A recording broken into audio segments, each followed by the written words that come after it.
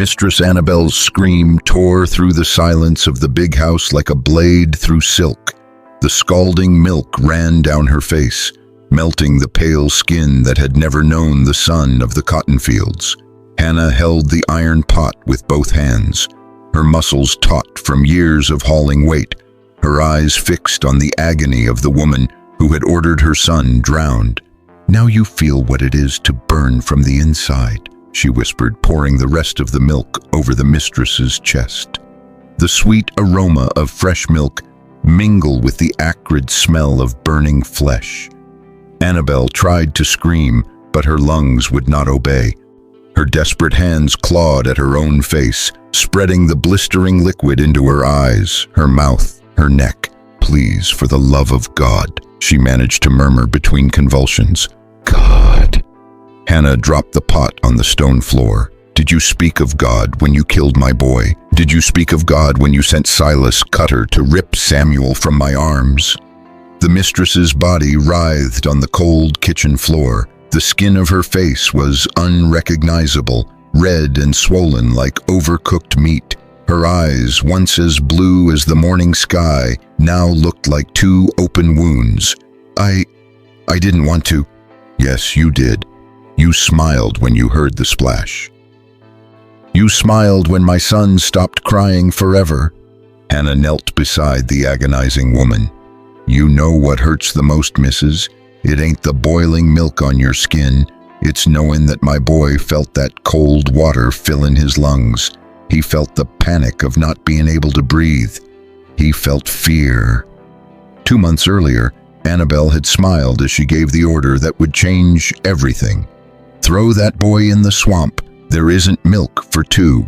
Now, the same milk that was meant to nourish had become an instrument of justice in the calloused hands of the mother who lost everything. "You were just a negress," Annabel groaned, trying to crawl toward the door. "My son was just a child," Hannah replied, blocking her path. "But the difference between us is that I never forgot we are all mothers. You forgot you were human." Annabel's convulsions slowly subsided. Her limbs relaxed, her eyes closed for the last time, her breath ceased like a candle blown out in the wind.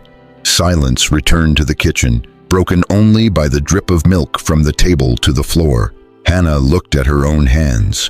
For 60 days, these same hands had prepared meals for the family that killed her child. They had swaddled Samuel's murderer, sung lullabies to the boy who grew fat on the milk stolen from her own. Now, at last, they had delivered justice. She wiped her hands on her apron, put the pot back in its place, and swept up the broken crockery that had scattered during the struggle. When she was finished, the kitchen was immaculate, as if nothing had happened. Only the mistress's body in the center of the room bore witness to the revenge. Hannah walked to the door, looked one last time at Annabel, and whispered, "Now my Samuel can rest in peace." But this story was only just beginning. What had happened in that kitchen would echo through the Mississippi Delta like thunder on a stormy night, teaching every big house that the milk of an enslaved mother could become the deadliest weapon ever seen in those lands cursed by cotton and watered with the tears of Africa. Act 2. Historical Context and Characters. Beaumont Plantation, Mississippi Delta, 1851. The property stretched its damned dominion for leagues of land drenched in the sweat and blood of 300 captive souls. The cotton fields rippled in the wind like a white sea that hid the cries of those who toiled from sunrise to sunset. The big house stood atop a hill like a white fortress, its blind windows eternally watching the suffering in the fields. It was here that Master Robert Beaumont had built his empire of cotton and tears, inheriting from his father not only the wealth, but also the systematic cruelty that had turned this land into one of the most feared plantations in the state of Mississippi. Hannah had arrived from Luanda as a girl only 12 years old in the stinking hold of a slave ship that had brought 120 Africans and delivered only 80 alive to the New Orleans market. She still bore the scars on her back from the first whippings, received when she tried to stop them from separating her from her mother on the docks. "Forget that old woman," the trader had shouted. "You belong to Master Beaumont now." During her first years in the slave quarters, Hannah learned English through the lash of a whip, learned to cook by watching the older slave women, learned that open resistance meant certain death. But she never learned to forget her homeland, the sacred rituals her mother had taught her, the names of the ancestors who were to be honored even in a strange land. At 20, Hannah had become one of the most valuable slaves on the property, tall, with wide hips and generous breasts that promised abundant milk. She caught the eye of the overseer, Silas Cutter, known as such for the long scar that crossed his face from forehead to chin. "This negress will birth strong sons," declared Master Beaumont upon examining Hannah's swollen belly. "If it's a boy, he'll work the fields. If it's a girl, she'll serve in the house." When Mistress Annabel became pregnant for the first time at 35 after 10 years of a barren marriage, the family doctor recommended they find a young, healthy wet nurse to ensure the heir's proper nutrition. Hannah, who was in her 8th month of pregnancy, was immediately chosen and moved to a small room at the back of the big house, next to the main kitchen. "You now have a sacred responsibility," Mistress Annabel had said, her blue eyes shining with a chilling coldness. "Your milk no longer belongs to you, it belongs to my son. Any drop wasted will be considered theft." Hannah bowed her head but stored every word like a hot coal in her memory. On the night of March 15, 1851, during a thunderstorm that made the walls of the big house tremble, Hannah gave birth to a dark-skinned boy with large eyes like his father's. She named him Samuel, a name her African mother had whispered in her ear before dying on the slave ship. "It's a king's name," she murmured, holding her son for the first time. "You will grow up free, my son. I promise." A week later, on March 22nd, Mistress Annabel bore the Beaumont heir. The white boy was born robust and loud, demanding food every 2 hours. Hannah slept in the small room with both babies, waking every dawn to feed them alternately. Samuel nursed first, then the white boy, then Samuel again.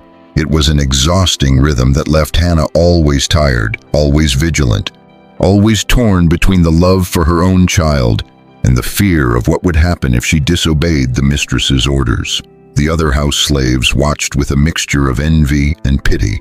Martha, the oldest cook, would whisper during meal preparations, "Child, you're playing with fire. Mistress Annabel ain't a woman for sharing anything, not even what ain't hers." Hannah pretended not to hear, but she knew the old woman was right. She noticed the mistress's calculating glances, the way she examined the growth of the two babies, comparing their development. The white boy was always chubbier, more active, noisier. Samuel, by contrast, seemed thinner each week, quieter, more fragile. Dr. Wallace, the family doctor and a distant cousin of the master, came to examine the children every Monday. He was a thin, pale man who treated the slaves like subjects of study, touching their bodies with the same coldness with which he would inspect cattle. "The milk is losing its quality," he declared one May morning after weighing both babies. "Your son is absorbing nutrients that should be exclusively for the heir." Mistress Annabel received the news with a smile that did not reach her eyes. "Doctor, what do you recommend?" "The solution is simple. Remove the obstacle." Hannah felt the blood freeze in her veins. She knew exactly what those words meant. That night she held Samuel tighter, whispering African chants her mother had sung during the dark nights in the slave ship's hold. "My son, if anything happens to me, remember you come from kings," she murmured in his ear. "Remember that in your blood runs the strength of the ancestors." But not all the strength of the ancestors would be enough to protect a helpless child from the cruelty of a mistress who saw slaves as disposable property. The routine in the big house followed its immutable course. At 5 in the morning, Hannah would wake to the cry of one of the children. At 6, she brought coffee to Master Beaumont, who read the capital's newspapers complaining about abolitionist pressures. At 8, she helped Mistress Annabel dress, listening to sharp comments about the incompetence of the other slaves. At 10, she supervised the heir's bath, always under the watchful eye of the mistress. In the afternoon, when the heat became unbearable, she would return to her small room to nurse the children again. It was during these quiet moments, with both babies asleep in her arms, that Hannah realized her life had become a taut rope about to snap. Samuel was losing weight visibly, while the white boy grew fat like a piglet destined for a Christmas slaughter. Jedediah Stone, the second overseer on the property, was even more feared than Silas Cutter. Tall and muscular, with enormous hands that could snap necks like dry twigs, he specialized in making troublesome slaves disappear in a way they were never found. "That man knows how to handle problems," the master would comment, whenever delicate matters needed resolving. "He's discreet and efficient." The slaves knew that when Jed Stone received specific orders, someone would simply vanish during the night, as if they had never existed. Their bodies would be found weeks later by buzzards, if they were found at all. Silas Cutter, on the other hand, preferred more spectacular methods. He liked his victims to serve as an example to the other slaves. His public executions in the main yard of the quarters were theaters of horror that kept everyone in line through pure terror. "Discipline," he used to say while sharpening the knife that gave him his nickname. "Without discipline, there's no order. Without order, there's no profit." The tension in the big house grew with each visit from Dr. Wallace. His recommendations became more direct, more urgent, more threatening. "Master Beaumont, your wife is concerned about the boy's development," he said during his May visit. "The divided milk is compromising the heir's growth." Hannah pretended not to hear these conversations, but every word was seared into her memory like a branding iron. She knew a decision was approaching that would change everything forever. At night, she would hold Samuel and plan impossible escapes, routes to freedom that always ended with them being recaptured and killed. She was trapped between the impossible love for her son and the brutal reality of being the property of people who saw enslaved children as disposable obstacles. In the last week of May, Mistress Annabel finally lost her patience. The heir had lost weight for the first time since birth, while Samuel, though thin, remained alive and nursing. "I will not tolerate this for one more day," she declared at dinner, in the presence of the master and Dr. Wallace. "That boy is stealing what belongs to my son." Hannah served the table as she did every night, but this time she caught every word, every intonation, every sign that indicated the end was near. When she returned to her room, she looked at Samuel sleeping peacefully and knew that this would be one of the last nights she could hold him in her arms. The gears of tragedy had begun to turn, and not all the love in the world could stop them. Act 3. The Breaking Point.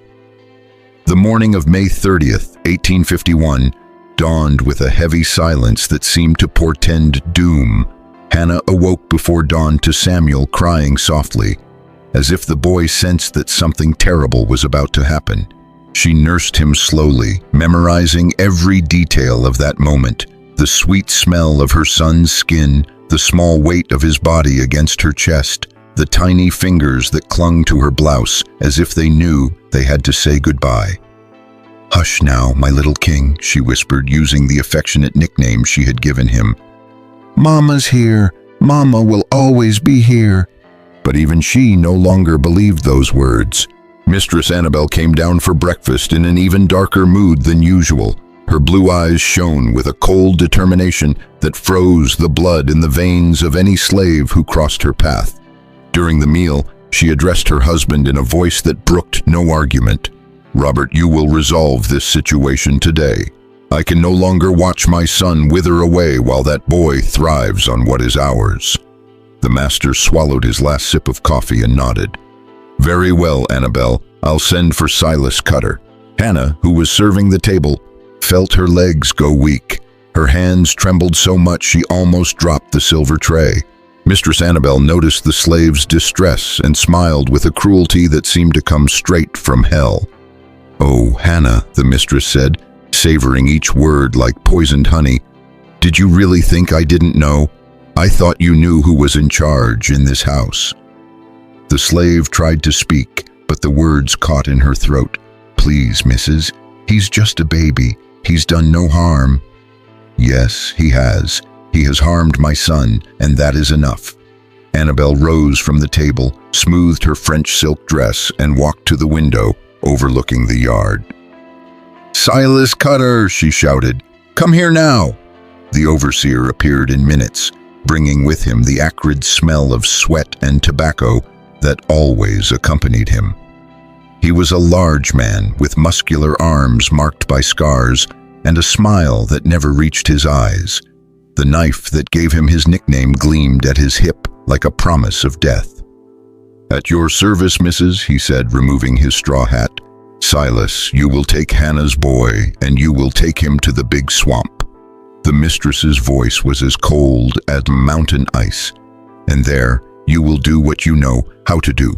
Hannah felt the world collapse around her. Her legs gave out, and she clung to the table to keep from falling. "No, missus, please, he's my son," she screamed, all composure shattering into raw despair. "I beg you, do what you want with me, kill me, sell me, but let my boy live." The mistress looked at her with the same interest she would an insect struggling on a pin. "You should have thought of that before you stole what wasn't yours." "I stole nothing. He's my son. The milk is mine." "Nothing here is yours, Hannah. Not you, not your son, not a drop of milk that comes from your breasts. Everything belongs to this family." Annabel made an impatient gesture with her hand. "Silas, what are you waiting for? Your freedom papers?" Silas Cutter laughed at the joke and walked toward the small room where Samuel slept. Hannah ran after him, pleading, begging, offering anything in exchange for her son's life. "Silas, I'm begging you. You have children. You know what it is to be a father." "I do," the overseer replied without breaking his stride.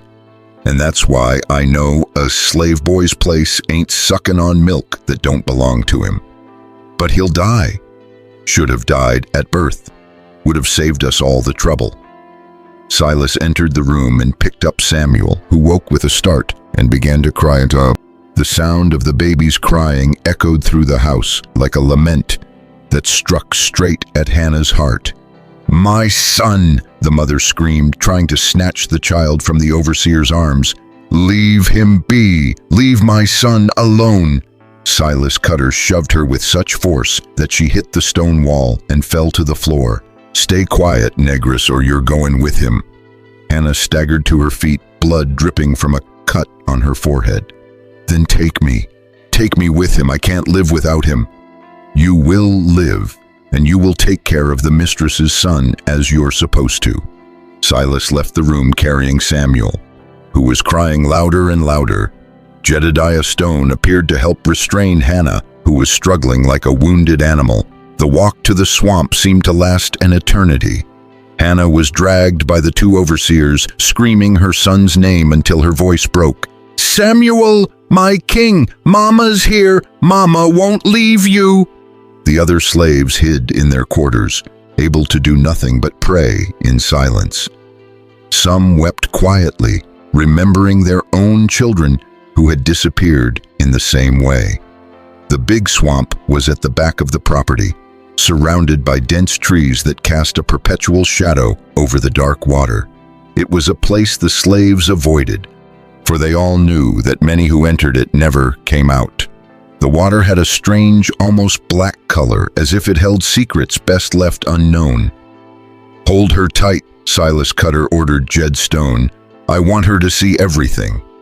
Hannah stopped struggling when she realized the overseer's intention. "Silas, I beg you one last time," she said, her voice broken by tears. "Have mercy. He's just a baby." "Mercy?" Silas laughed aloud. "Woman, you think I got where I am by showing mercy?" Then the overseer walked to the edge of the swamp, holding Samuel with one hand. The baby had stopped crying as if he understood the gravity of the moment. His large, dark eyes met his mother's one last time. "Silas, no!" Hannah screamed, with a force that seemed to come from all the mothers who had ever lost children in that cursed land. "I curse you! I curse this whole family! May you feel the same pain you are causing me!" Silas Cutter threw Samuel into the water with the same casualness one would discard trash. The sound of the small body hitting the surface echoed like a gunshot in the afternoon silence. Hannah screamed with a pain that had no name, a pain that came from the depths of her soul and spread through every fiber of her being. "My son! My king!" She managed to break free from Jed Stone's grip and ran toward the swamp, but Silas Cutter intercepted her and threw her to the ground. "Quiet, negress! It's over!" The swamp water churned for a few seconds, creating small ripples that spread to the banks. Then silence returned. Samuel had disappeared forever into the dark depths, taking with him the last spark of humanity left in Hannah's heart. The mother remained there, kneeling on the damp earth, staring at the water that had swallowed her child.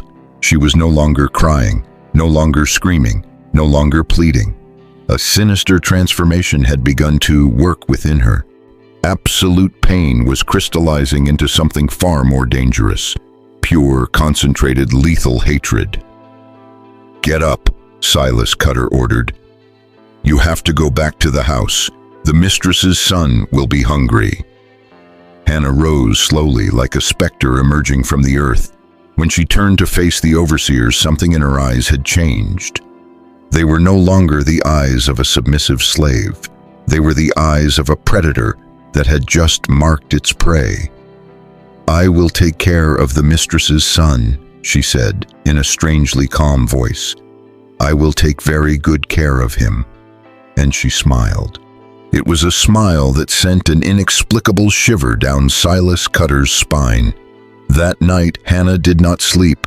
She sat beside the cradle of the Beaumont heir, looking at the baby who grew fat on the milk that should have saved Samuel. Every time the boy cried for food, she nursed him with a tenderness that hid a deadly poison. "Grow, son of a murderer," she whispered as the baby suckled greedily. "Grow strong. You're going to need a lot of strength for what's coming." During the silent hours of the pre-dawn, while the big house slept in peace, Hannah methodically planned the most elaborate revenge ever conceived in those lands. It would not be a quick revenge. It would be slow, calculated, devastating. Every member of that cursed family would pay with interest for the 60 days of life they stole from Samuel. And the collection would begin with the woman who had smiled when she gave the order of death. Act 4. Planning and Revenge. For the 2 weeks following Samuel's murder, Hannah became a consummate actress. By day, she flawlessly played the role of the resigned slave, caring for the Beaumont heir with apparent dedication, preparing meals in the kitchen, serving at the table with feigned humility. But her nights were dedicated to a meticulous plan that would have impressed the most seasoned military strategists. She observed every movement of the family's routine, memorized every schedule, every habit, every moment of vulnerability. Mistress Annabelle had a sacred ritual she never broke. Every Thursday at 2 in the afternoon, she would go down to the kitchen alone to supervise the preparation of the desserts for dinner. It was a moment of pride in which she dismissed all the other slaves, preferring to personally humiliate whoever was working there. "You people can't do anything right," she used to say, inspecting pots and pans with the disdain of a queen examining incompetent subjects. "All of you, get out. I'll show you how to make a proper cake." It was during these moments that Annabelle felt most powerful, most superior, most cruel. She liked to be alone in the kitchen because she could unleash all her anger without witnesses, break dishes when something displeased her, scream at the walls as if they were disobedient slaves. Hannah discovered this pattern on the second Thursday after Samuel's death and knew immediately she had found her opportunity. In the early hours of the morning, when the house was deep in sleep, she would slip down to the kitchen to study every detail of the environment, that would become the stage for her revenge. The cast iron pots were heavy, capable of holding gallons of boiling liquid. The wood-burning stove heated quickly and maintained high temperatures for hours. The arrangement of the furniture created a natural path between the door and where the pots sat. Most importantly, the kitchen was isolated from the rest of the house, separated by a thick wooden door that muffled sound. It was the perfect place for a reckoning no one should hear. Hannah also began to study the family's sleeping habits. Master Beaumont often left on Thursdays for business in Natchez, only returning late in the afternoon. The heir slept soundly after his 2 o'clock feeding. The other slaves were afraid to approach the kitchen when Mistress Annabel was there, preferring to work in other parts of the house. During the 3rd week, Hannah began her final preparations. She pretended to have trouble with her milk, complaining of soreness to justify the need to heat additional milk for the baby. "Mrs., the milk is coming slow," she lied perfectly. "The doctor said warm milk helps it flow." Annabel, always concerned with anything that might affect her son's nutrition, immediately authorized the heating of extra milk. "Do whatever is necessary," she ordered. "My son cannot want for anything." It was exactly the answer Hannah had hoped for. Now she had a reason to keep pots of milk always ready in the kitchen, heated to the ideal temperature for her revenge. On Wednesday, the eve of her chosen day, Hannah made her final preparations. During the pre-dawn hours, she went down to the kitchen and checked every detail one last time. She tested the weight beat of the pots, calculated the time needed to heat the milk to a boil, and mentally rehearsed every move she would need to make. There could be no mistake. She would have only one chance, and if she failed, she would die before she could avenge Samuel. As she stirred the milk warming slowly on the stove, she whispered a prayer her African mother had taught her. "Ancestors, give me the strength to do justice. May the blood of Samuel find peace through my vengeance." The milk bubbled softly, as if answering her words. Thursday, June 19th, 1851.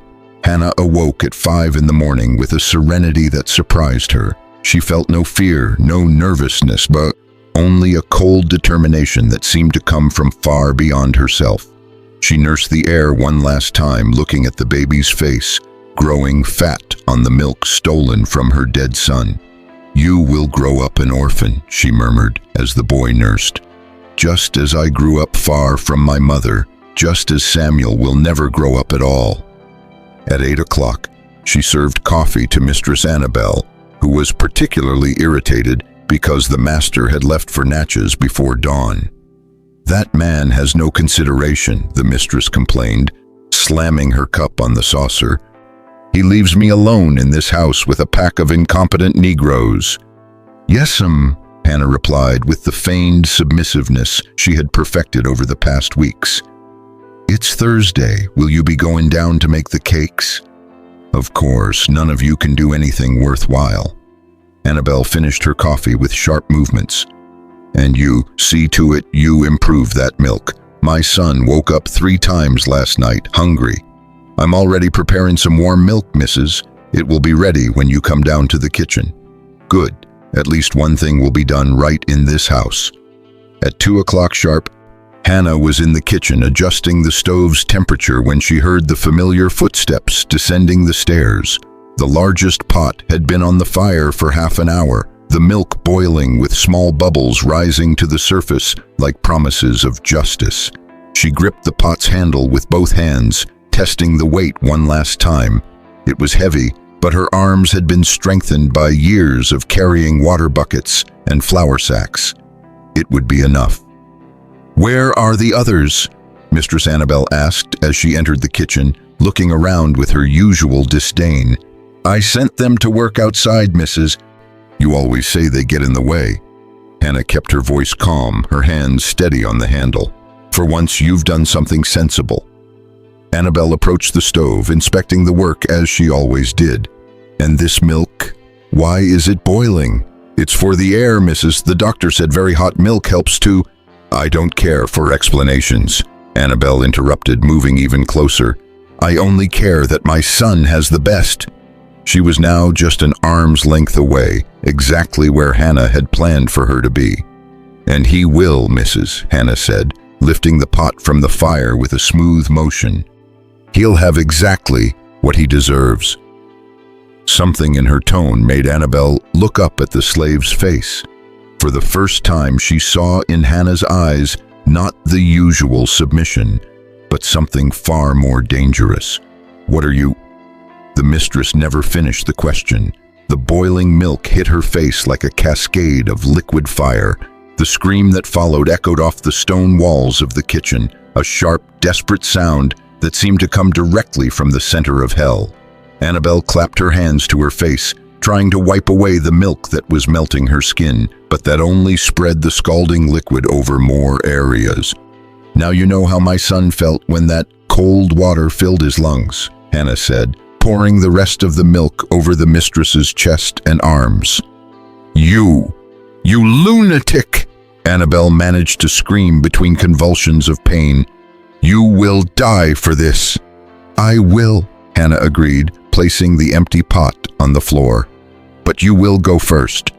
Annabelle tried to run toward the door, but tripped on her own skirts and fell heavily on the stone floor. The milk had created slippery puddles that made any movement perilous.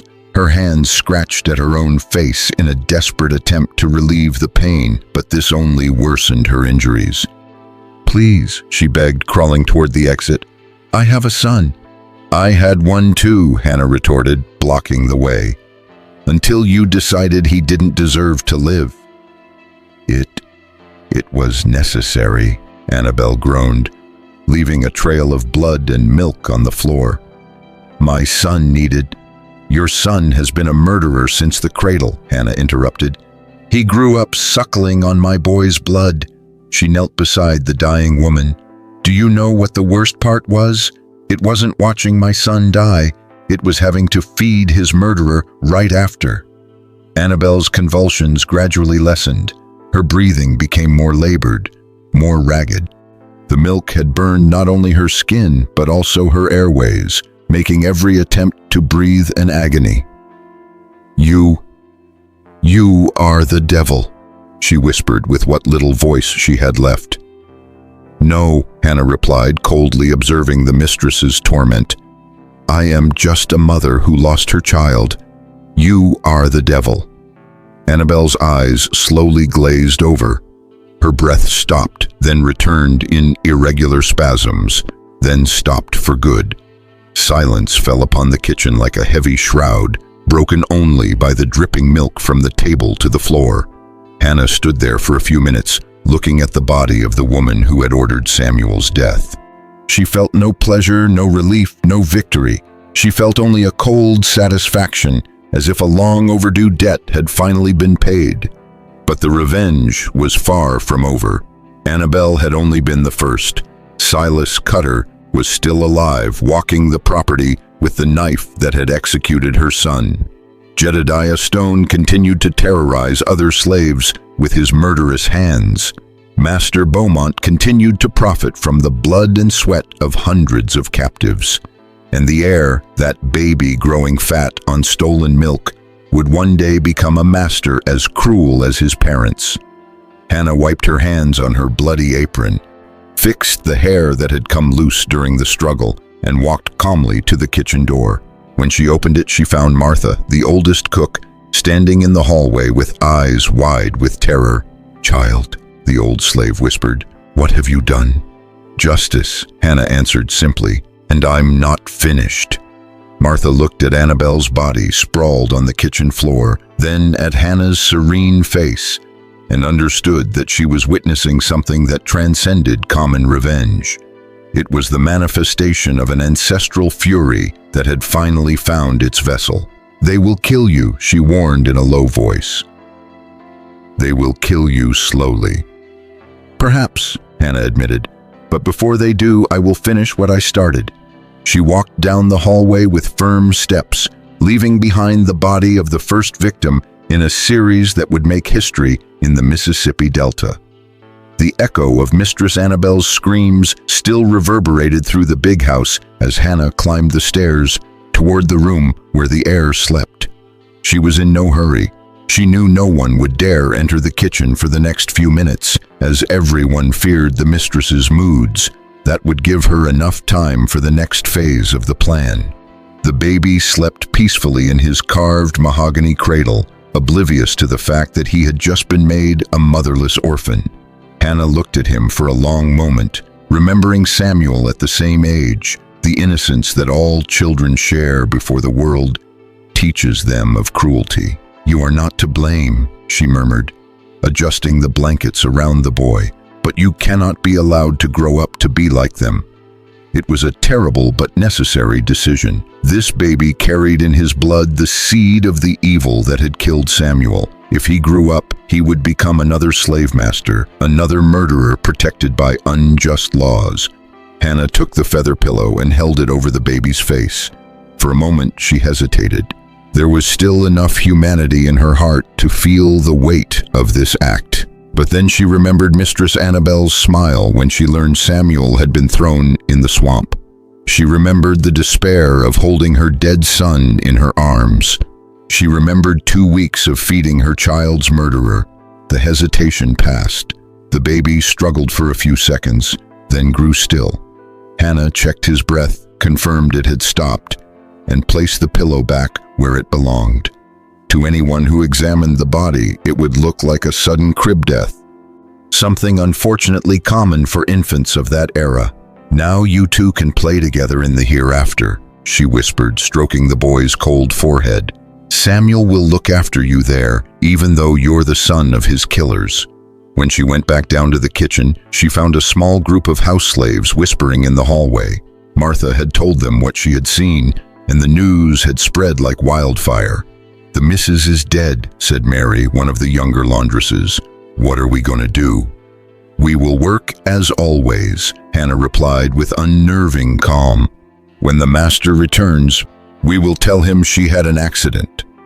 "An accident," repeated Joseph, the slave in charge of the garden. "No one will believe that." "They will," Hannah assured them, "because you will all confirm my story." "And why would we do that?" "Because now you are all accomplices. Anyone who does not help hide the truth will be named as a participant in the murder." It was cold but effective blackmail.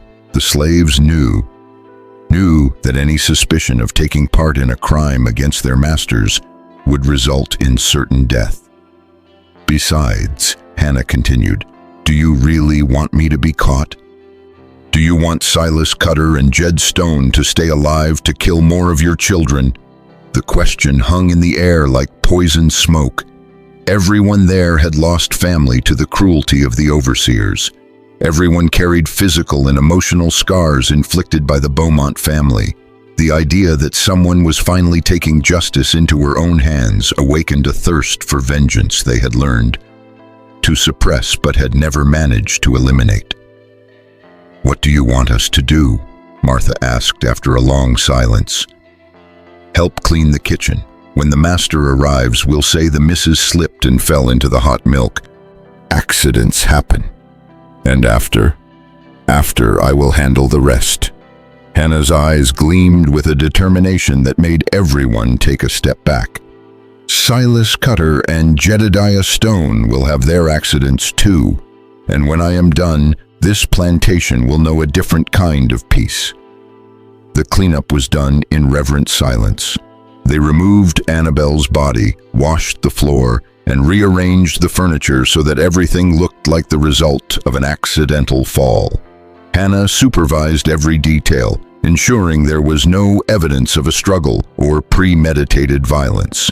When they finished, the kitchen was spotless, as if nothing had happened. Only the sweet smell of milk that still permeated the air betrayed what had truly occurred there. "Now we wait," Hannah said, sitting calmly in the chair where she used to peel vegetables. "And when the master returns, all of you remember, it was an accident. The missus slipped in the milk she herself was heating. And if he doesn't believe it? If he doesn't believe it, he will die along with his overseers." The simplicity with which she spoke these words made everyone understand they were no longer dealing with the submissive Hannah they knew. Something had died inside her along with Samuel, and something far more dangerous had been born in its place. Master Beaumont returned from Natchez at 6 in the evening, as he always did on Thursdays. He was in a good mood, having closed a profitable contract for the sale of the next season's cotton crop. He expected to find his wife waiting for him on the porch, as was her custom, but the house was strangely quiet. "Annabelle," he shouted upon entering, "where are you?" It was then that Hannah appeared, carrying the heir in her arms, with an expression of profound sadness that immediately alarmed the master. "What has happened?" he asked, his stomach tightening. "Master," Hannah said in a trembling voice, perfectly playing the part of the distraught slave, "a terrible tragedy has occurred." The news of the deaths of Annabelle and the baby struck the master like a lightning bolt from a clear sky. Hannah recounted the rehearsed version. The mistress had gone down to prepare desserts, slipped in the hot milk she was heating, burned herself severely, and died before they could help her. The baby, found dead on his cradle a few hours later, had apparently succumbed to the shock of losing his mother, something the doctors called death by sympathy. "But how is this possible?" the master repeated, pacing his office. "How could my wife have slipped? She knew that kitchen better than anyone." "It was fate, master," Hannah replied, her voice still laden with feigned grief. "Sometimes God tests us in ways we cannot understand." "God?" The master stopped pacing and looked at her with bloodshot eyes.